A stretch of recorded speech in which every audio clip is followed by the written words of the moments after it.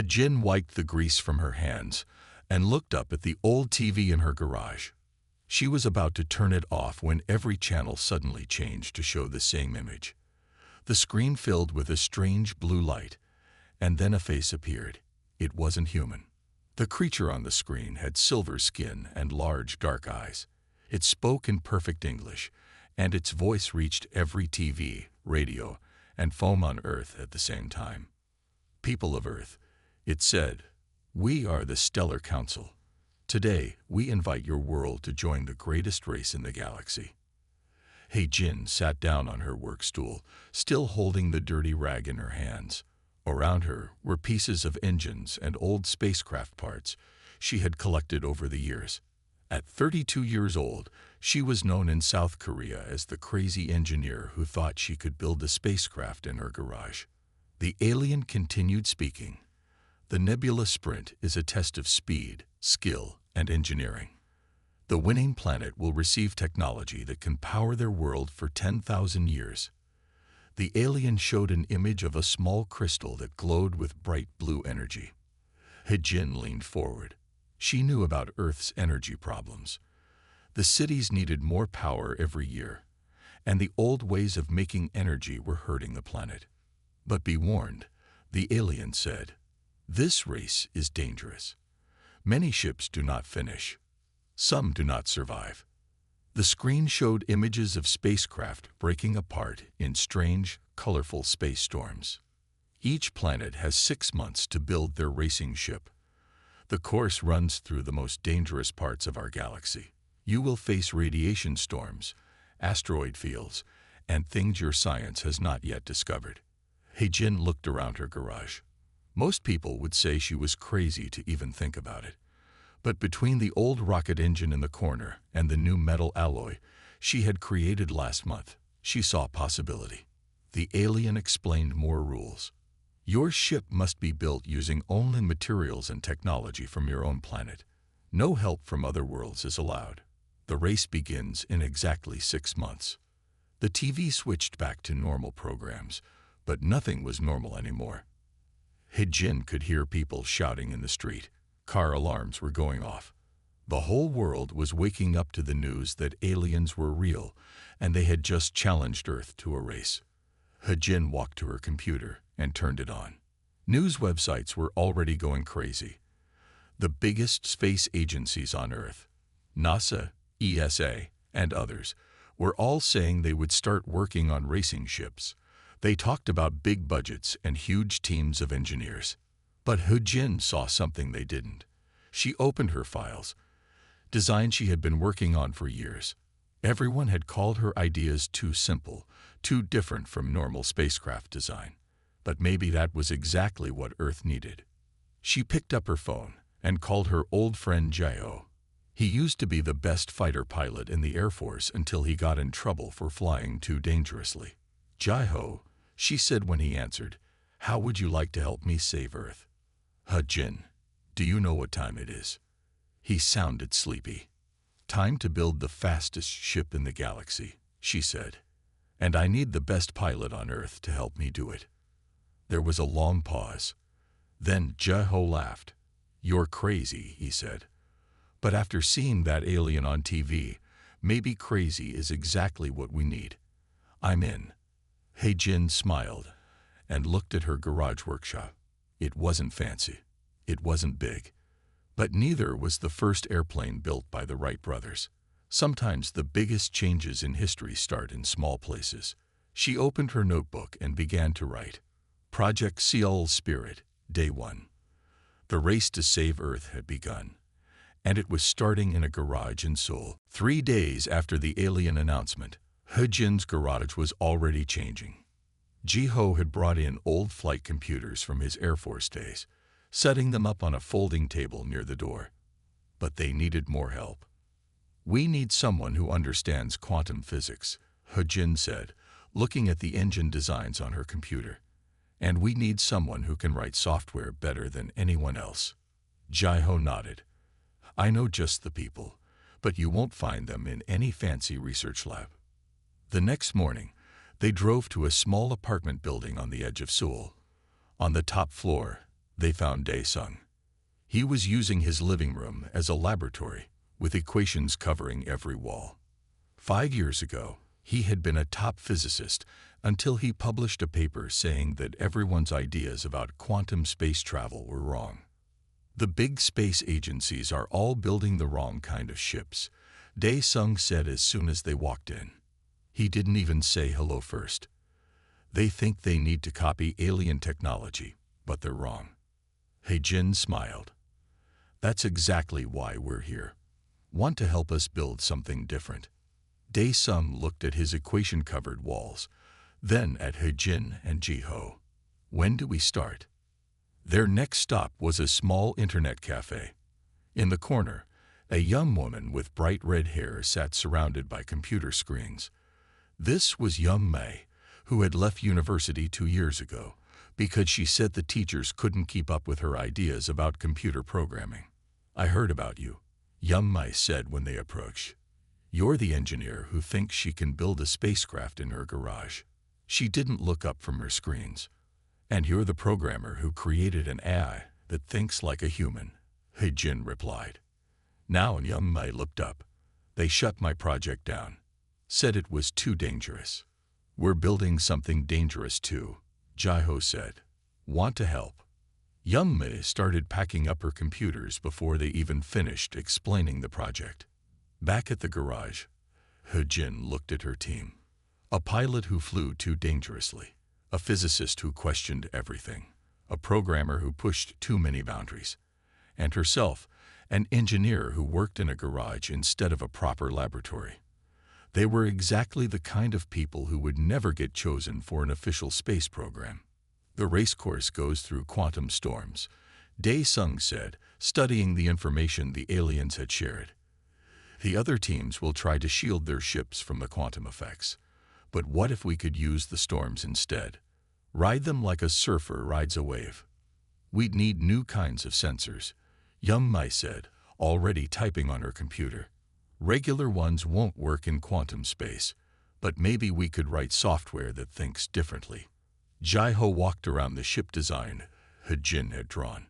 The aliens all used the same kind of engine design. It's like they stopped trying new ideas 1,000 years ago. But on Earth, we're still inventing new things every day.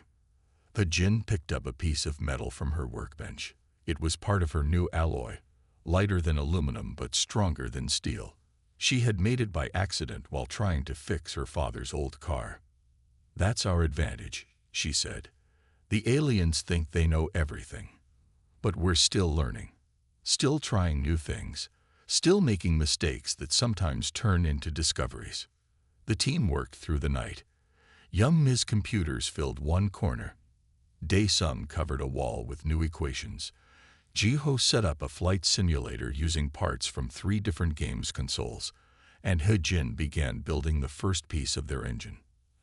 Outside, they could hear the sounds of big trucks carrying materials to the official Korean Space Agency building.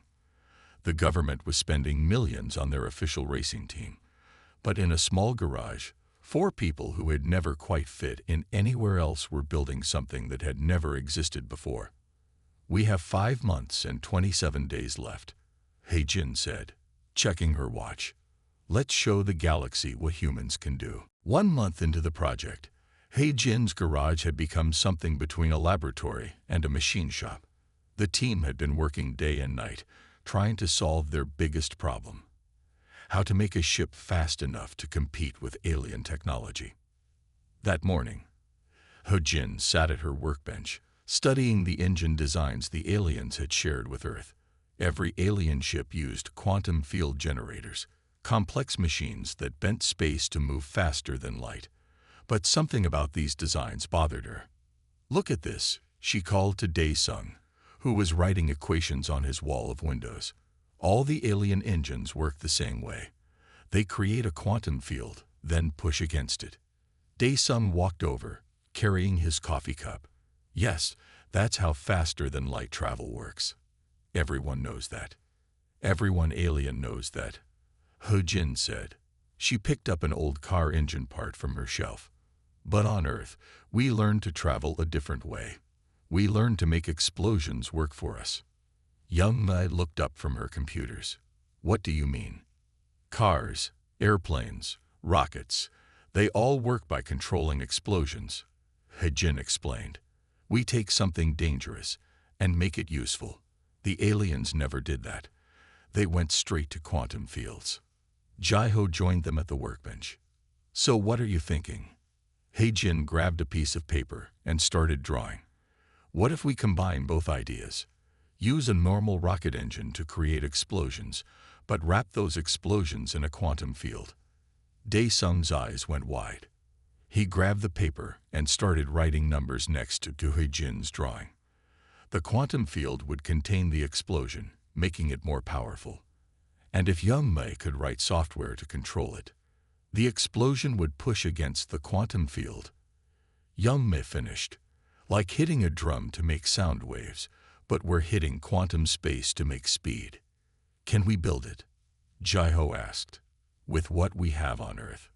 He-Jin walked to the back of her garage and pulled out a large metal box. Inside was the new alloy she had created, the one that was stronger than steel but lighter than aluminum. This can handle the explosions, and that old rocket engine we fixed last week can create them. The team worked through the entire day and night. Young Mai wrote programs to control the quantum field. Dae-Sung calculated exactly how strong they could make the explosions. Jai-Ho designed a way to steer the ship using the new engine. And He-Jin built a small test model using her special metal. At sunrise the next morning, they were ready for their first test. They had set up the small engine model in He-Jin's backyard. It was connected to Young Mai's computers and surrounded by sensors. Everyone ready? He-Jin asked, her finger on the start button. The others nodded. They all wore safety glasses and stood behind a strong shield. He-Jin pressed the button. The engine hummed as the quantum field formed around it. Then came the controlled explosion. For a moment, nothing seemed to happen. Then their sensors started beeping wildly. The small engine had created a tiny faster-than-light pulse. It wasn't big enough to move a ship, but it proved their idea could work. Look at these readings, Dae-Sung said, checking the numbers. It's 10 times more efficient than the alien designs. We can go just as fast but use less power.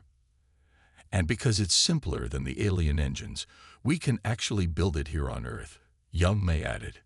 Jai-Ho smiled. While everyone else tries to copy the aliens, we just invented something new. He-Jin looked at their tiny test engine, then at her team. Now we just have to make it big enough for a real ship. And we have 4 months to do it. The sun rose higher over Seoul as the team began their real work. In offices across the city, other engineers were trying to copy alien technology.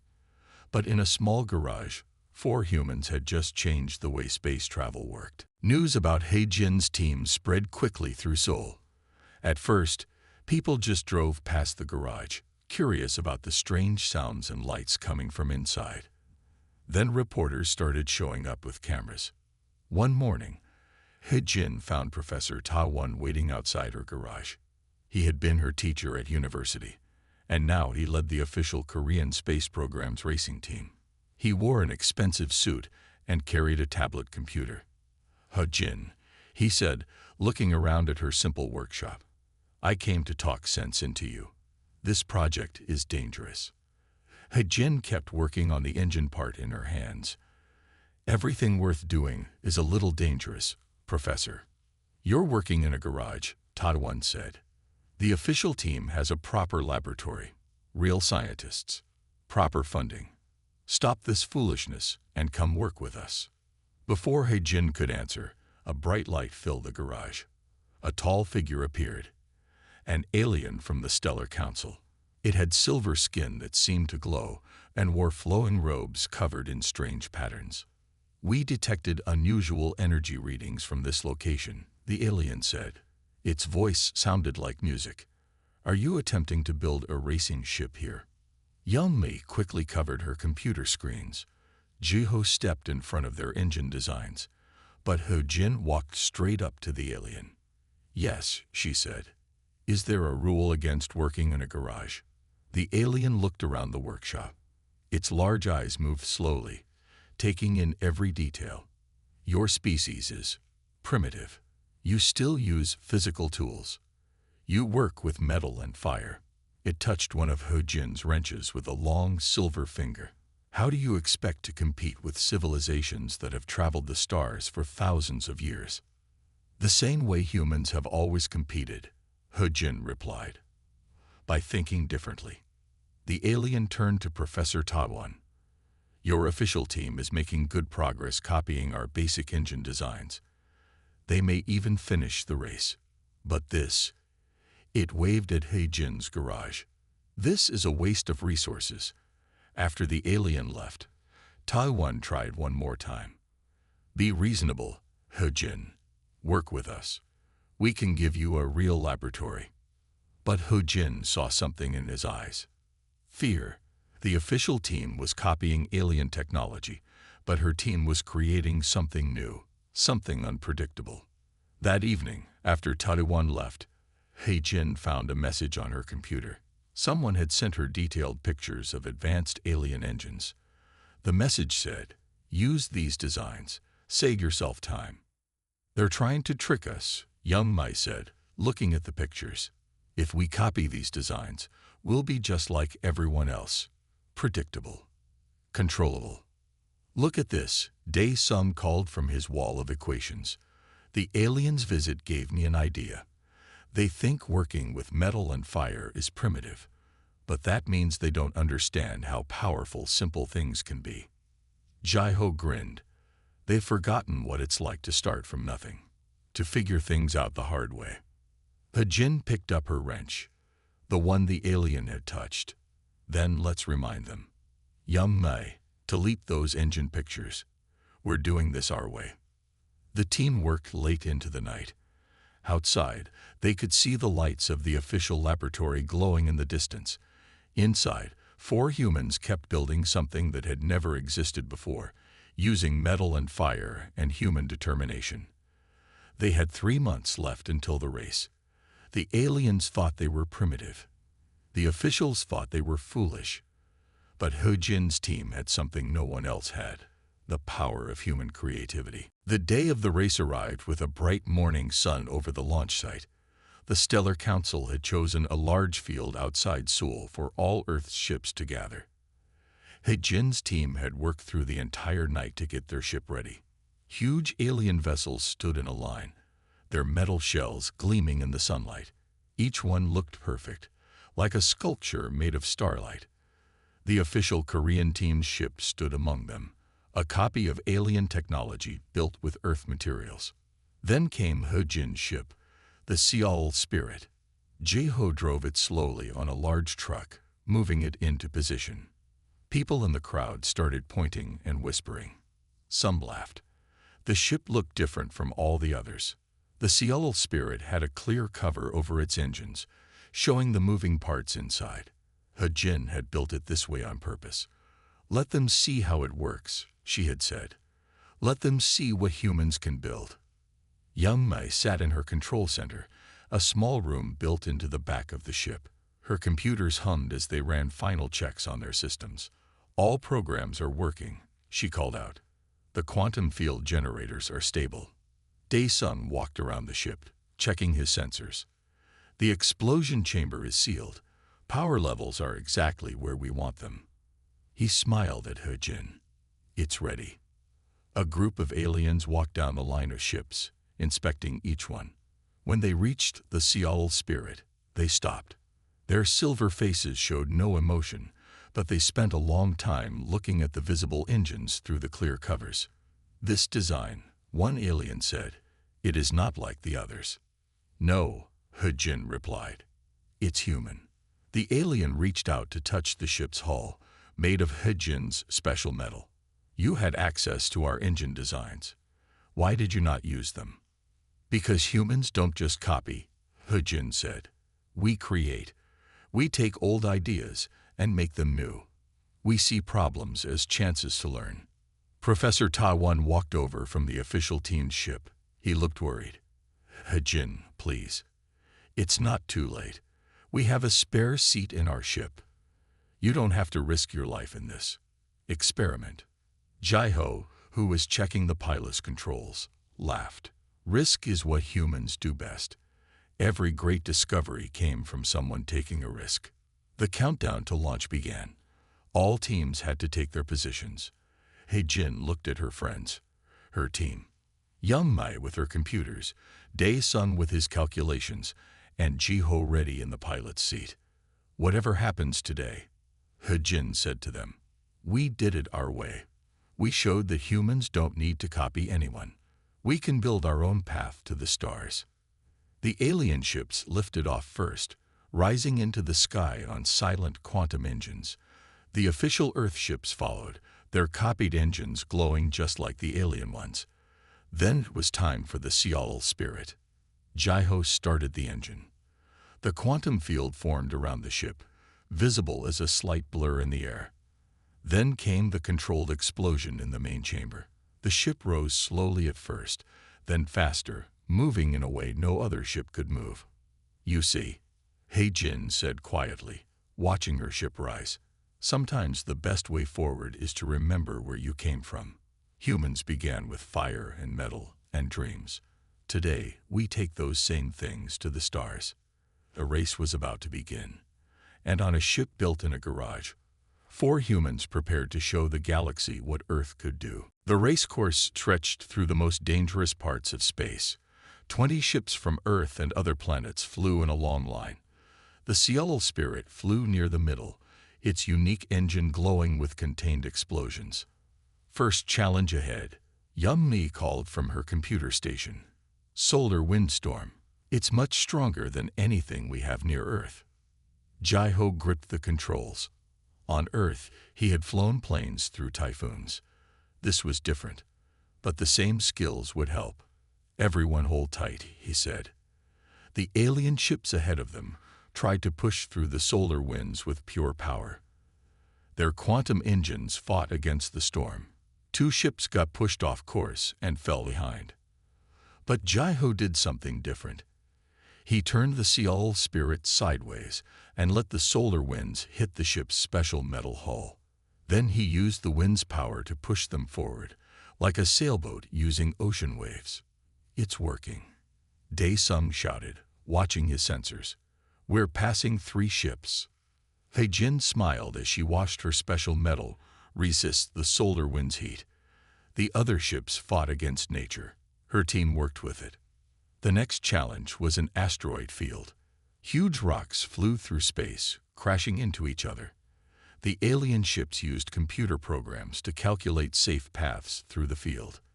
Their computers are faster than ours, Young-mai said, looking worried. But we have something better, Jai-ho replied. We have human eyes and human instincts. Jai-ho flew the ship like he used to fly his plane through mountain valleys. He didn't try to calculate everything. He watched, felt, and reacted. The Seattle Spirit danced between the asteroids while other ships made careful planned moves. 3 more ships hit asteroids, Dae-sung reported. They're dropping out of the race. We're now in 5th place. But then they heard a strange sound from the engine. Hei-jin rushed to check the power readings. The main power coupling was getting too hot. Their unique engine design was working harder than they had planned. The quantum field is weakening, Young-mai warned. If it fails, the explosions won't be contained. Hei-jin thought quickly. She had built this engine in her garage. She knew every part, every wire, every connection. Jai-ho, reduce power to 70%. Young-mai, redirect power from the backup systems. Dae-sung, help me adjust the quantum field shape. They worked together while Jai-ho kept flying. Hei-jin's hands moved fast, fixing and adjusting the engine she had created. This was why she had made the engine covers clear, so they could see and fix problems during the race. Power coupling temperature dropping, Young-mai reported. We're good, but we're using backup power now. How far until the halfway point? Jai-ho asked, still focused on flying. 20 minutes, Dae-sung answered. But there's something strange ahead. The sensors show nothing. Hei-jin looked through the front window. In the distance, space itself seemed to bend and twist. This was the quantum filament field, the most dangerous part of the race. No human had ever flown through anything like it. Fourth-place ship is dropping out, Young Mai reported. Their engines can't handle the strain. We're in fourth place now. Jai-Ho kept the ship steady as they flew toward the twisted space ahead. Well, team, he said with a small smile, ready to make history.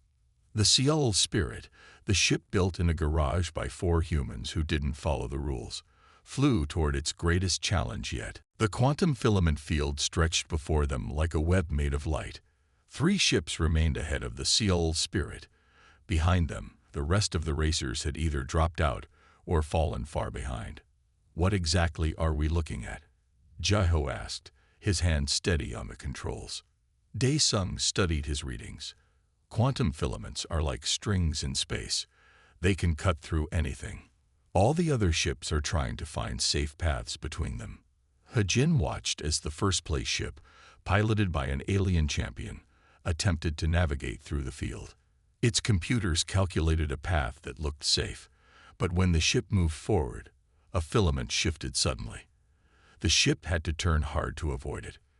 Their computers can't predict the filament movements, Young Mai said, watching her screens. The patterns are too random.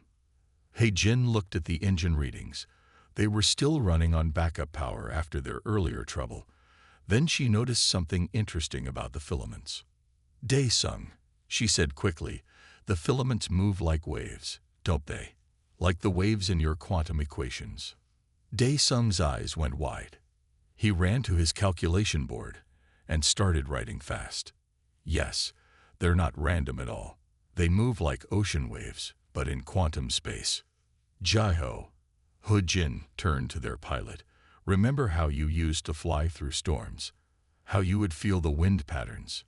Jai-Ho nodded slowly, beginning to understand. You want me to surf the quantum filaments?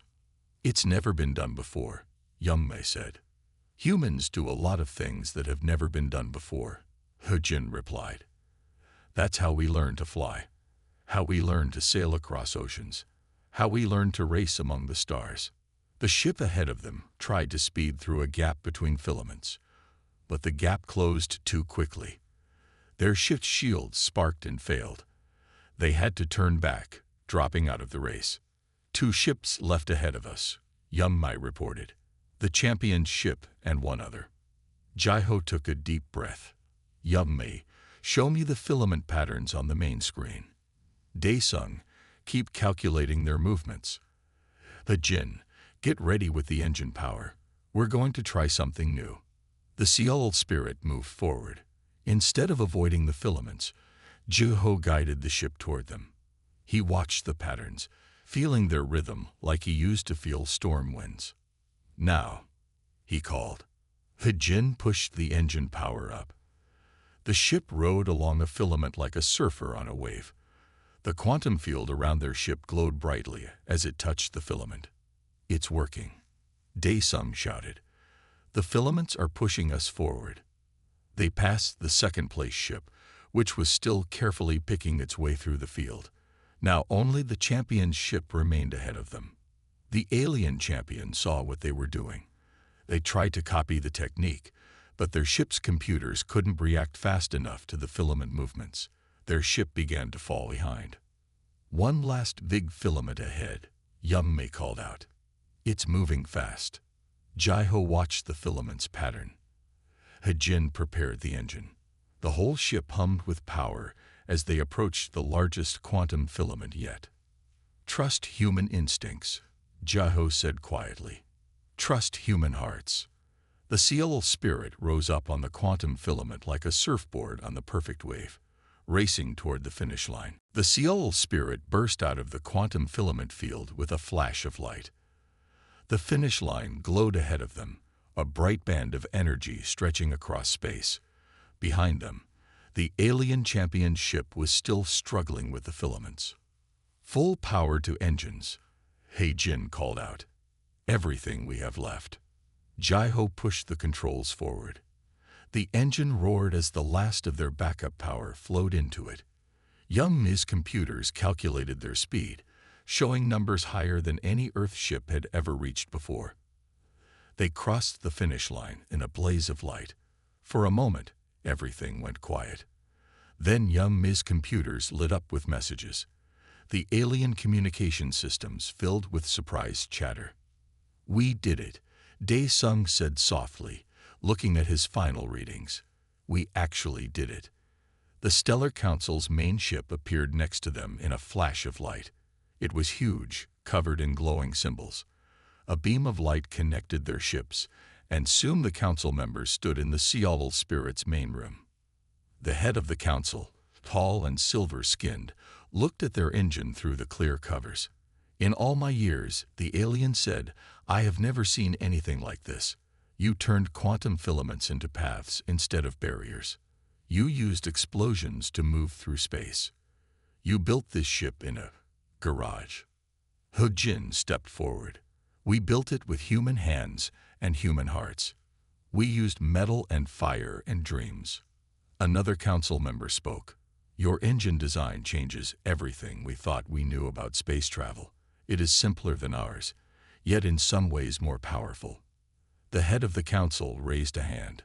A small crystal floated in the air, the prize they had promised. "You have earned this. But we would offer something more.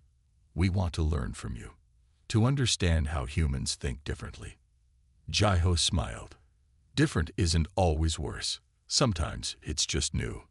Back on Earth, crowds had gathered to watch the race on huge screens. When the Seattle Spirit crossed the finish line first, cheers erupted around the world.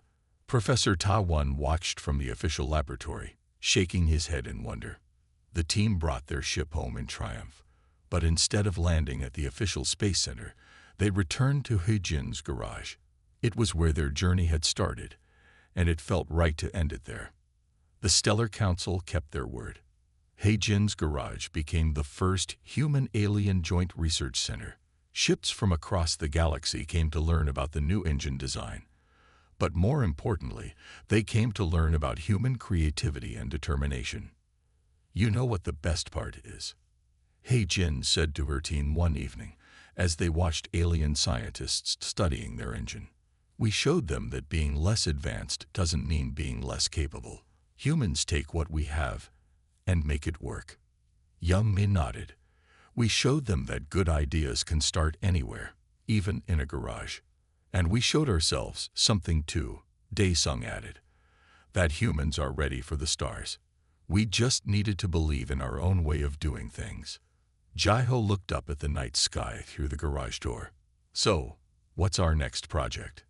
Ho-Jin picked up her wrench and smiled. The stars seemed brighter now, more like opportunities than barriers. "Something new," she said. "Something human, something that's never been done before." And in a small garage in Seoul, 4 friends began planning their next impossible dream.